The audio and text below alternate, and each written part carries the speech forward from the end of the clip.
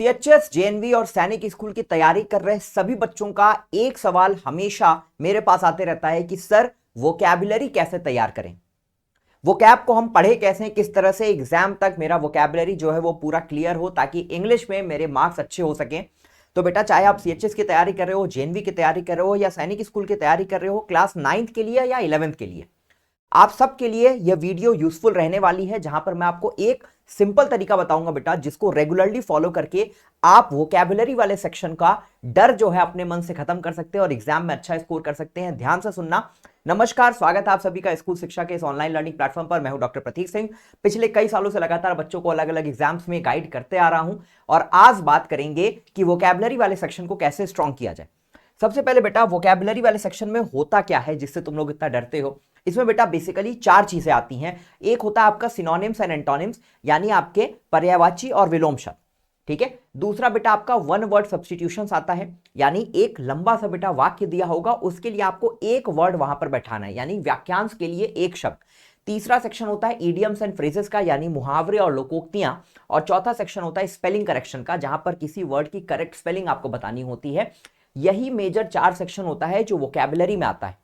Vocabulary basically बेटा आपके शब्दों की नॉलेज को चेक करती है कि कितने वर्ड्स को आप जानते हैं, जिनका मतलब जानते हैं और उसके पर्यायवाची या विलोम के बारे में आप जानते हैं। वोकैबुलरी स्ट्रॉन्ग करने का बेटा सिंपल सा तरीका यही होता है कि आपको रेगुलरली इसको प्रैक्टिस करना है। रेगुलरली आपको नए नए वर्ड्स को सीखते रहना है। तो क्या तरीका फॉलो करना है, ध्यान से सुनना।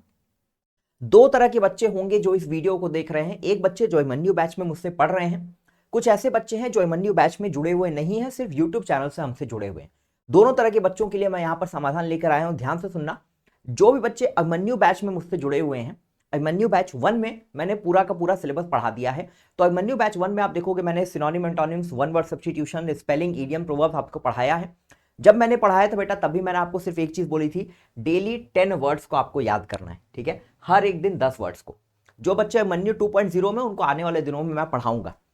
जो बच्चे किसी भी बैच में नहीं है बेटा, आपको क्या करना है, आपको स्कूल शिक्षा का ऐप डाउनलोड कर लेना है।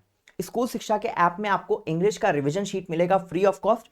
उस रिवीजन शीट को आप डाउनलोड कर लीजिए, वहां पर आपको ढेर सारा वोकैबुलरी मिल जाएगा। अब क्या करना है बेटा, डेली 10 वर्ड्स, ठीक है। क्या करना है, पहले उसको पढ़ना है, फिर उसको लिखना है, फिर उसको रिवाइज करना है और फिर इस पूरे प्रोसेस को रिपीट करना है। हर एक दिन सिर्फ 10 वर्ड्स पे फोकस करना है।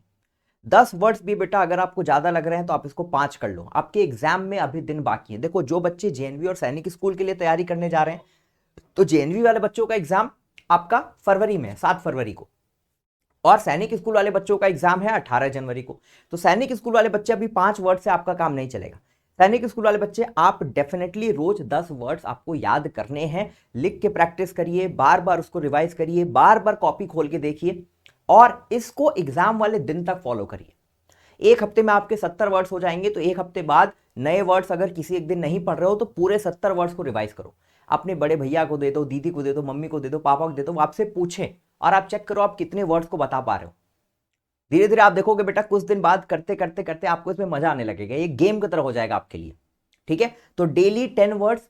अब जो बच्चे जेएनवी और सीएचएस वाले, आपके एग्जाम में अभी समय है, तो आप 5 वर्ड्स के साथ डेली काम चला सकते हो, डेली 5 वर्ड्स, बट 5 से मिनिमम नहीं जाना है। एक दिन में एक ही शब्द याद कर रहे हैं, बोल रहे गुरुजी एक दिन में एक ही शब्द याद करेंगे, तो बेटा उससे काम नहीं चलेगा, ठीक है। एटलीस्ट 5, ठीक है, मिनिमम 5, मैक्सिमम 10। 10 से ज्यादा भी नहीं करना। ये नहीं कि एक दिन में 20 वर्ड्स याद कर रहे हैं, सोच रहे हैं एक हफ्ते में हम 140 वर्ड्स याद कर लेंगे, एग्जाम आते आते तक मैं 10,000 वर्ड्स याद कर लूंगा, तो पॉसिबल नहीं है। इतना याद भी नहीं करना है। रिवीजन शीट में या अभिमन्यु बैच में जो मैंने पढ़ाया है बेटा, वो आपके सिलेबस के अकॉर्डिंग है, जो आपके एग्जाम में पूछा जाता है। वोकैबुलरी का कोई अंत नहीं है, कुछ भी वर्ड हो सकते हैं दुनिया में, ठीक है। लाखों वर्ड्स हैं इंग्लिश लैंग्वेज में, तो उसका कोई अंत नहीं है, ठीक है, अनंत है। आपके सिलेबस से जितनी चीजें लिमिटेड हैं उसको मैंने डिफाइन किया है अभिमन्यु बैच में जो मैंने पढ़ाया है या रिवीजन शीट में जो मैं देता हूं। तो आपको उसी दायरे में रहकर वोकैबुलरी को तैयार करना है। डेली 10 वर्ड्स पढ़ना है, लिखना है, रिवाइज करना है और रिपीट करना है इस प्रोसेस को, अभिमन्यु बैच वाले बच्चों के लिए और रिवीजन शीट ऐप वाले बच्चों के लिए, ठीक है।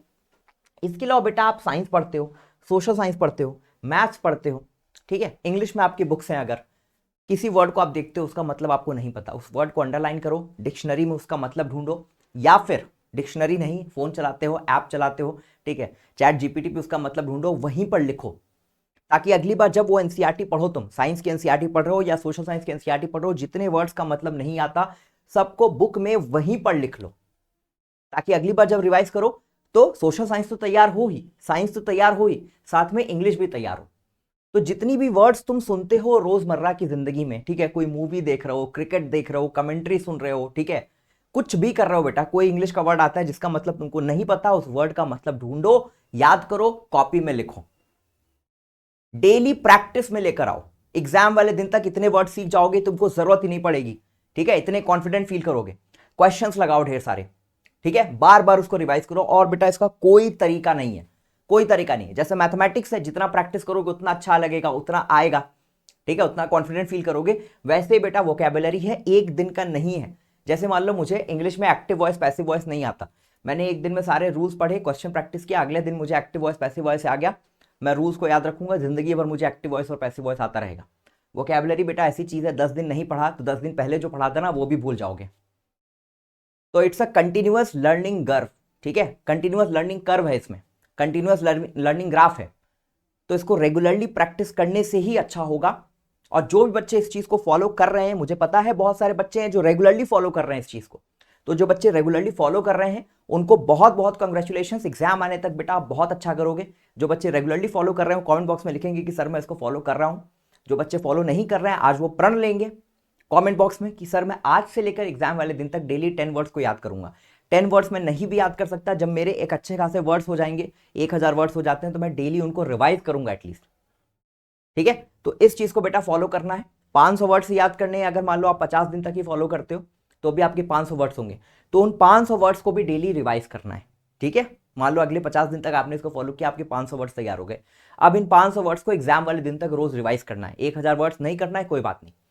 दूसरी बेटा इंपॉर्टेंट चीज, एग्जाम से कुछ दिन पहले मैं आपके लिए वोकैबुलरी प्रॉपर्ली मैं आपको एक बार फिर से पढ़ाऊंगा डेली, ठीक है। तो उन सेशंस में जुड़ना है, उसके लिए थोड़ा सा वेट करना पड़ेगा, अभी मैं स्टार्ट नहीं करूंगा, ठीक है। जैसे ही स्टार्ट करना होगा मुझे, मैं आपको बताऊंगा, ठीक है। लेकिन तब तक के लिए मैं चाहता हूं कि आप अपनी वोकैबुलरी को एकदम भी 1% भी इस पर ढिलाई ना बरतें और मन लगाकर जैसे पढ़ रहे हैं वैसे पढ़ते रहें।